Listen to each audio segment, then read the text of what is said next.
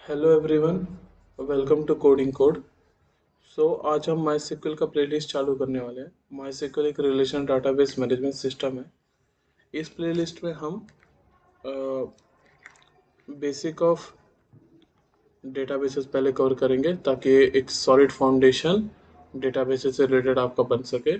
उसके बाद SQL statements, joins, sorting and group by, store procedure and function, काफ़ी important topic है ये।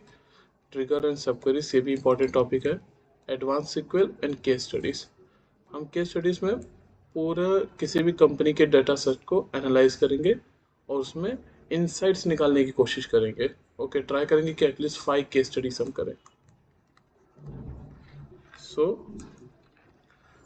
Before moving on the databases की डेटाबेसेस क्या होते हैं, उनके लॉजिक क्या होते हैं, मैं पहले आपको ये बताना चाहूँगा कि डेटा क्या होता है। ओके, तो data is a raw, unorganized fact and figure that on their own may not carry significant meaning. And data is originated from the word datum, that means single piece of information. Okay, तो data एक single piece of information को carry करता है। For example, जैसे मेरा नाम, आपका नाम, हम इंस्टाग्राम पे कौन से टाइप के रील्स को लाइक करते हैं, कैसे इंटरैक्ट करते हैं, ये सब एक डेटा होते हैं फॉर द कंपनीज, जो वो यूज़ करते हैं फॉर बेटर रिकमेंडेशन या उनके बिजनेस की ग्रोथ के लिए। So in general there are two types of data. Okay, structure data है। स्ट्रक्चर डेटा वो डेटा होते हैं जो रो और कॉलम, इसका मतलब टेबल के फॉर्मेट में ऑर्गेनाइज्ड होते हैं। यहाँ हमें पता होता है कि कौन से कॉलम में किस तरीके का डेटा जाएगा, ये स्ट्रक्चर डेटा होता है। जैसे कि एक्सेल के स्प्रेडशीट, ये डेटा स्ट्रक्चर डेटा है। जैसे कि ऑर्डर आईडी इस आईडी में रहेगा, अमाउंट इसमें रहेगा, प्रॉफिट इस शेल में रहेगा, इस कॉलम में। सो ये होते हैं structured data.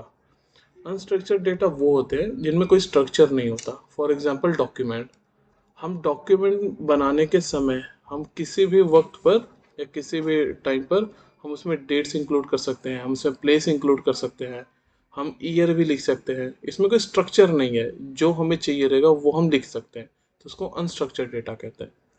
Now secondly, data को दो और तरीके में कैटेगराइज करते हैं। एक raw, process data. Okay, raw data वो होता है जो कंपनी हमसे डायरेक्टली कलेक्ट करती हैं, जिन पे कोई ऑपरेशन नहीं अप्लाई हुआ अभी तक। जैसे एक एग्जांपल देता हूँ मैं, लिस्ट ऑफ मार्क्स, बच्चों के क्लास में कितने मार्क्स आए हैं, 40, 50, 60, 100, 95, सो ऑन। और जब हम रॉ डेटा पे कोई ऑपरेशन अप्लाई कर देते हैं तो प्रोसेस डाटा बन जाता है। प्रोसेस डाटा, ओके, जैसे कि हम लिस्ट ऑफ मार्क्स पर हमने निकाल दिया 75% बच्चों का एवरेज मार्क्स है, टोटल मार्क्स ऐसा निकाल सकते हैं बच्चों का। ये हो जाता है जब हम कोई ऑपरेशन अप्लाई कर सकते हैं डाटा पर तो प्रोसेस डाटा बन जाता है। फोर्थ, यहाँ पे इंपॉर्टेंस ऑफ डेटा। ओके, ये काफ़ी एमर्जिंग फील्ड है। ओके, डेटा बहुत इंपॉर्टेंट है। ये फाउंडेशन ऑफ नॉलेज बिल्ड करता है, हमें डिसीजन बनाने में हेल्प करता है, एंड जो न्यू एआई एरा चल रहा है इसका तो बेस बन चुका है ये। अब डिसीजन मेकिंग कैसे है? फॉर एग्जांपल, हमारे जो यूज़र बेस होंगे हम उनको एनालाइज कर सकते हैं कि वो कौन से टाइप ऑफ प्रोडक्ट को पसंद कर रहे हैं, या उनका जो नीश है जिसमें वो इंटरेस्ट है, ये हम उनके डेटा को एनालाइज करके पता कर सकते हैं ताकि हम उन चीज़ों पे ज़्यादा फोकस करें, वो कैटेगरीज को ज़्यादा एनहेंस करने की कोशिश करें। ओके, इस तरीके का डेटा का बेसिक मतलब यही होता है। What is databases? चलिए, database is a structured collection of logically related data stored electronically in central repository designed for efficient retrieval, management, and updating. Okay, so simple database is a collection of data that store our data. Okay, हमारे data को store करता है। सो हर database के store करने के formats होते हैं। Okay, जिस हिसाब से हमारा डाटा स्टोर होगा उस फॉर्मेट में डिफरेंट टाइप्स ऑफ डेटाबेसेस बनते हैं। इन रियलिटी आप बात करोगे, जो मेरा डेटा होता है वो हार्डवेयर में ही है। जो भी एच टी डी जो भी होगा उस पर ही हमारा डाटा स्टोर है। उसके ऊपर आता है ओएस आ जाएगा हमारा, जो उसे इंटरैक्ट करेगा। उसके बाद आता है डीबी। कह सकते हैं कि एक तरह का फॉर्मेट बताता है कि हमारा डाटा कैसा स्टोर होगा। ओके, अब आगे क्या होता है, it enables user to easily access, organise, manipulate information, supporting multiple application for operation, analysis and decision making. So हम बाय यूजिंग डेटाबेसेस हम अपने डाटा को इजीली रिट्राइव कर सकते हैं, मैनेज कर सकते हैं, उसमें ऐड भी कर सकते हैं, rather than the file system. Okay, database file system से काफ़ी डिफरेंट होता है, ये काफ़ी इजी होता है। यहाँ तक का बैकएंड्स में अगर हम बात करें, चाहे वो एंड्रॉयड बैकएंड हो गए, वेब डेवलपमेंट हो गए, उसके बैकएंड्स में डेटाबेस एक काफ़ी इंपॉर्टेंट रोल प्ले करता है। Okay, so properties of database क्या होता है? ओके, ऑर्गेनाइज डाटा स्टोरेज, हमारा डेटा जो रहता है वो प्रॉपरली हम उसको ऑर्गेनाइज कर सकते हैं। डेटा इंटीग्रिटी, डेटा इंटीग्रिटी ये होता है कि हमारा जो डाटा स्टोर हुआ है क्या वो एक्यूरेट एंड कंसिस्टेंट है। फॉर एग्जांपल, अगर मेरा डेटा ऐसे स्टोर हुआ है as my date of birth, मान लेते 22 जुलाई। ओके, सो ये चेंज नहीं होना चाहिए अनलेस एंड अनटिल मैं खुद चेंज करूँ। आज 22 है, कल भी 22 होना चाहिए, परसों भी 22 होना चाहिए, जब तक यूज़र खुद मैनुअली अपना डेटा ना चेंज करे। इसी को कहते हैं एक्यूरेट एंड कंसिस्टेंसी। सेकंड, मैं अपना phone number, for example there is a column जो फ़ोन नंबर लेता है, तो मैं वहाँ पर टेक्स्ट ना ऐड कर सकूँ। ये सब चीज़ों को कहते हैं रेलेवेंट। तो एक्यूरेट होना चाहिए डाटा और कंसिस्टेंट होना चाहिए। फिर data security, authentication and encryption technique हम डाटाबेसेस की हेल्प के थ्रू लगा सकते हैं। स्केलेबिलिटी, ओके, स्केलेबिलिटी काफ़ी इंपॉर्टेंट फीचर होता है डाटाबेस का। एज जैसे कि कंपनी ग्रो हो रही है, अगर हमारा डेटाबेस वो डाटा को मैनेज नहीं कर पाएगा तो फिर हमारी कंपनी के जितने भी ऑपरेशन होंगे सब रुक जाएंगे। मल्टी यूज़र एक्सेस, ओके, हमारा डेटाबेस जो होता है साइमल्टेनियसली बहुत लोग उसको एक्सेस करते हैं। इसका एक अच्छा एग्जांपल दूंगा मैं, जब आप रेलवे का सिस्टम से डाटा जब रिट्राइव करना चाहते हैं, ट्रेन के इन्फॉर्मेशन की, कौन सी ट्रेन कहाँ जा रही है, तो सिर्फ ये आप नहीं कर रहे होते, ये बहुत सारे लोग एक ही समय पर हो सकता है कर रहे हो। तो ये इसको कहते हैं मल्टी यूज़र एक्सेस। तो ये काफ़ी इंपॉर्टेंट होता है। सो मल्टी यूज़र एक्सेस क्या होता है? मल्टी यूज़र एक्सेस के मल्टीपल यूज़र हमारे डेटाबेस को एक्सेस कर सकते हैं। जैसे कि रेलवे का अगर हम डेटाबेस माने, ओके, सो आप इसमें जो भी ट्रेन की डिटेल्स आप रिट्रीव करने की कोशिश करते हो, आप निकालने की कोशिश करते हो, तो ये आप ही अकेले नहीं कर रहे होते, इसमें मल्टीपल लोग एक ही समय पर साइमल्टेनियसली कर रहे होते हैं। बैकअप एंड रिकवरी, हाँ, अगर डेटाबेस में कुछ हैकर्स ने या फिर कुछ फेलियर के वजह से कुछ प्रॉब्लम हो गया तो उसका बैकअप होना चाहिए। डेटा इंडिपेंडेंस, ओके, हमारा जो डेटाबेस होता है हमको उसको ऐसे डिज़ाइन करना होता है कि वो एप्लीकेशन के इंडिपेंडेंट हो। फॉर एग्जांपल, इन समहाउ के एप्लीकेशन में कुछ प्रॉब्लम हो गया, हमारे लेट से कोई बग आ गया या कुछ आ गया, तो उसके चेंजेस या उसके जो ड्रॉबैक्स होते हैं वो हमारा डेटाबेस पे उतना इफेक्ट नहीं करने चाहिए। इससे सिक्योरिटी कॉम्प्रोमाइज हो जाएगी डाटाबेस का। Type of databases, so generally हम डेटाबेसेस को दो तरीके से कैटेगराइज कर सकते हैं कि हमारा डेटाबेस का लोकेशन कैसे स्टोर है, वो एक प्लेस पे या मल्टीपल प्लेस पर है। सेकंड, कि हमारे डेटाबेस में किस तरीके का डाटा स्टोर है, क्या वो रिलेशनल डाटा, स्ट्रक्चर्ड डाटा है, कि वो अनस्ट्रक्चर्ड डाटा है, कि वो क्लाउड से रिलेटेड डाटा है। ओके, जो क्लाउड प्लेटफॉर्म होते हैं उस पर हमारा डाटा स्टोर है। सो हम पहले भी बात करते हैं कि हमारे डेटाबेस के लोकेशन के बारे में।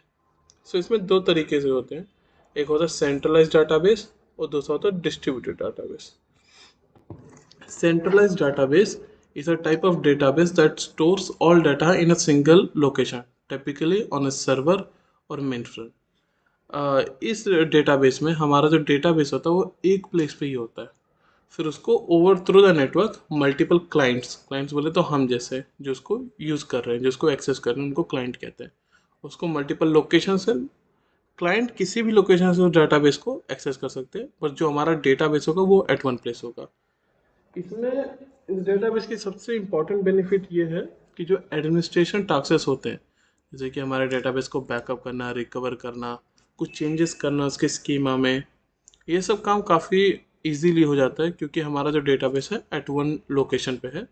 तो जो भी डेटाबेस एडमिनिस्ट्रेटर प्रोफेशनल है, हम उसको वहाँ पे भेज के उसको बोल सकते हैं कि ये आप ये काम कर दो। सेकंड होता है डिस्ट्रीब्यूटेड डाटाबेस। डिस्ट्रीब्यूटेड डाटाबेस में जो हमारा डेटाबेस होता है वो हम मल्टीपल लोकेशंस में स्टोर कर सकते हैं। फॉर एग्जांपल एक डेटाबेस हम यहाँ इंडिया में स्टोर कर सकते हैं, दूसरा अमेरिका में स्टोर कर सकते हैं, तीसरा कहीं और भी देश में। और ये कंप्यूटर नेटवर्क थ्रू, एक नेटवर्क के थ्रू, हाँ, ये आपस में कनेक्टेड होते हैं और हम कहीं से भी, सेम क्लाइंट इसको कहीं से भी यूज एक्सेस कर सकते हैं ओवर द नेटवर्क। अब डिस्ट्रीब्यूटेड डाटाबेस वाइडली यूज होता है, जैसे बड़ी बड़ी कंपनियां हमारी फेसबुक हो गई, इंस्टाग्राम हो गए, ये सब डिस्ट्रीब्यूटेड डाटाबेस पे स्टोर करते हैं। इसमें काफ़ी इंपॉर्टेंट होता है हमारे डेटाबेस को मेंटेन करना। कंट्री टू कंट्री डेटाबेस हम स्टोर कर सकते हैं। डिस्ट्रीब्यूटेड डाटाबेस का ये इंपॉर्टेंट होता है कि अलग अलग कंट्रीज़ के अलग अलग रूल्स होते हैं फॉर स्टोरिंग द डाटा। सो हम जनरली उसी कंट्रीज़ में अपने डेटाबेस को स्टोर करना प्रेफर करते हैं जहाँ पे रूल्स कम अप्लाई हो, या वहाँ पे बहुत बड़ा यूज़र बेस हो। हम जैसे कि फेसबुक अब इंडिया में अपना डाटाबेस लाने वाला है, क्योंकि इंडिया में उसके बहुत बड़े यूज़र बेस है उसका। सेकंड आता है कि हमारे जो डाटाबेस में किस तरीके का डाटा स्टोर है। ओके, सो इसमें रिलेशनल डाटाबेस आ जाता है। रिलेशन डाटाबेस का एक और नाम होता है sequel database, structured query language. Second होता है नो सीक्वल डाटाबेस, इसका फुल फॉर्म होता है नॉट ओनली एसक्यूएल। इसका एक और नाम बहुत लोग बोलते हैं कि नॉन रिलेशनल डाटाबेस भी कहा जाता है इसको। तीसरा cloud databases. Relational database is a type of database that organize data in row and column within the table. Table को रिलेशन भी कहते हैं, using pre defined schema. Schema का मतलब स्ट्रक्चर होता है, जैसे कि कितने कॉलम्स होंगे हमारे कॉलम टेबल में, उन कॉलम्स में किस तरीके का डेटा स्टोर होगा, इसको कहते हैं स्कीमा डिज़ाइनिंग। ये काफ़ी इंपॉर्टेंट होता है हमें डेटा बनाने के लिए, क्योंकि हम ऑन द स्पॉट जब हमारा मन चाहेगा तब हम अपने टेबल का स्कीमा नहीं चेंज कर सकते। इसलिए स्कीमा को डिज़ाइन करने में काफ़ी अच्छा फोकस चाहिए रहता है। इसके पॉपुलर चॉइसेस हैं माईसीक्वल, काफ़ी ज़्यादा यूज़ होता है, PostgreSQL SQL and Oracle database, and Microsoft SQL servers. Commonly कहाँ यूज़ होता है?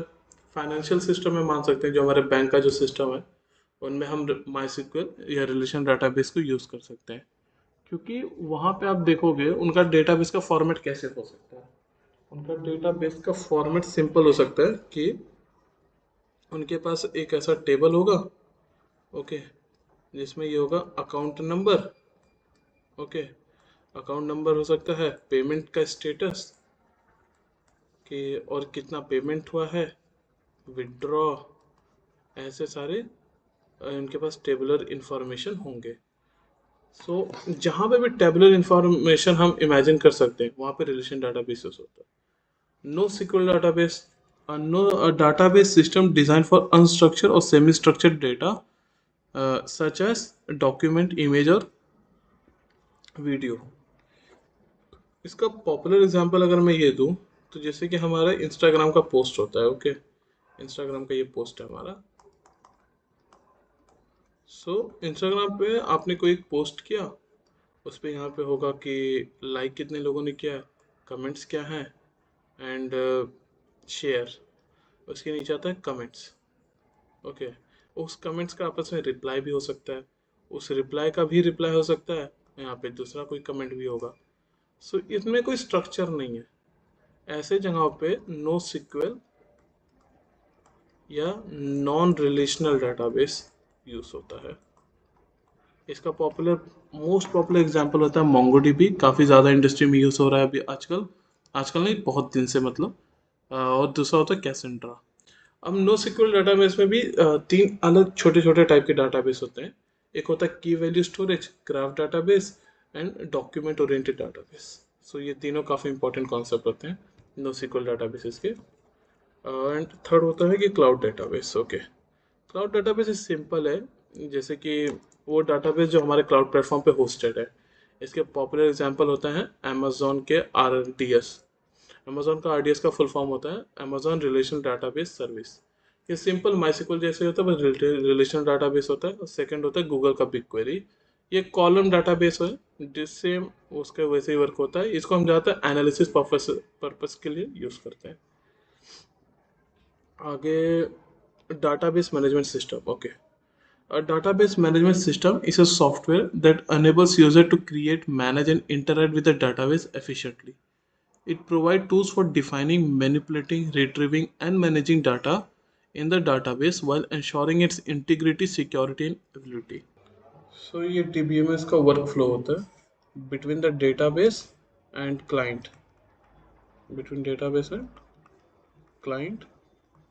क्लाइंट वो होते हैं जो डेटाबेस से इंफॉर्मेशन रिक्वेस्ट करते हैं in the form of query. हम क्वेरी लिखते हैं डीबीएमएस में, फिर डीबीएमएस इंटरैक्ट करता है डेटाबेस से, फिर डेटाबेस थ्रू द डीबीएमएस वो हमें इंफॉर्मेशन देता है. ओके, सो अगर मैं ये प्रोसेस बताऊं कि पूरा प्रोसेस कैसा होता है, तो सबसे पहले ऊपर होता है हार्डवेयर, होता है सबसे नीचे जिस पे हमारा डेटा स्टोर रहता है, उससे इंटरैक्ट करता है ओएस. ओके, फिर उसके ऊपर होता है हमारा डाटाबेस, उसके ऊपर होता है हमारा डाटाबेस मैनेजमेंट सिस्टम, एंड फिर होता है हमारा यूज़र, आखिरी में होते हैं हमारे यूज़र. सो ये वर्क फ्लो होता है. हम जितने भी क्वेरीज लिखते हैं हम डीबीएमएस के ऊपर ही लिखते हैं. फॉर एग्जांपल जैसे कि हम प्रोग्रामिंग में एक कोड एडिटर यूज़ करते हैं टू प्रोग्राम, वैसे ही सेम टू सेम हम डेटाबेस मैनेजमेंट सिस्टम यूज़ करते हैं in order to work with database. इसमें फिर एक एग्जांपल होता है रिलेशन डाटाबेस मैनेजमेंट सिस्टम. क्या होता है? A relation database management system is a type of database management system that organizes data into structured tables with row and column. Okay, so simple होता है, ये भी एक टाइप ऑफ डीबीएमएस ही है. जैसे हमने टाइप ऑफ डेटाबेस में देखा था कि एक रिलेशनल डाटाबेस होता है. सो रिलेशनल डाटाबेस से इंटरैक्ट करने के लिए रिलेशन डाटाबेस मैनेजमेंट सिस्टम होता है. इसका मोस्ट पॉपुलर एग्जांपल होता है माईसीक्वल वर्कबेंच है, एसक्यूएल सर्वर भी है. सो माईसीक्वल वर्कबेंच माईसीक्वल डाटाबेस के साथ वर्क करने में काम आता है. अब हम माईसीक्वल पढ़ रहे हैं तो हम ये भी जान लेते हैं कि कौन कौन से फील्ड में ये आजकल यूज़ हो रहा है. सो ये डेटा एनालिस्ट, ताकि डेटा को एनालाइज कर सकें हम, data scientist, data engineer, data warehouse specialist, data architect, business intelligence analyst and database administrator. ये फील्ड है जिसमें माईसीक्वल बहुत इंपॉर्टेंट, मतलब नीडेड स्किल होता है. ये स्किल के बिना आप हायर ही नहीं हो सकते हो, उस लेवल पर ये इम्पोर्टेंट होता है. सो अब हम सेकेंड वीडियोस में कुछ और इम्पोर्टेंट कॉन्सेप्ट की बात करेंगे डेटाबेस के बारे में. हमने इस वीडियो में पूरे डेटाबेस के बारे में कि डेटा क्या होता है, डेटाबेस क्या होता है, कितने टाइप के डाटाबेसेस होते हैं, डाटाबेस मैनेजमेंट सिस्टम क्या होता है, कौन से फील्ड में यूज़ होता है. अभी हमारे पास बस डेटाबेस का सॉलिड फाउंडेशन बिल्ड करने के लिए दो चीज़ें और इम्पॉर्टेंट होती है. की होता है कि बिकॉज आपस में हमारे जो डेटा का स्कीमा जो होता है या फिर आपस में जो टेबल रिलेटेड होते हैं वो थ्रू की हम करते हैं. एंड सेकंड होता है एंटिटी रिलेशनशिप मॉडल. ओके, ये हमारे डेटा को रिप्रेजेंट करने का तरीका होता है, ये भी काफ़ी इंपॉर्टेंट है. इसके बाद हम माईसीक्वल वर्कबेंच का डाउनलोड करेंगे एंड उसके बाद में हम माईसीक्वल का प्रैक्टिकल चालू कर देंगे. So thank you, let's see you in the next video.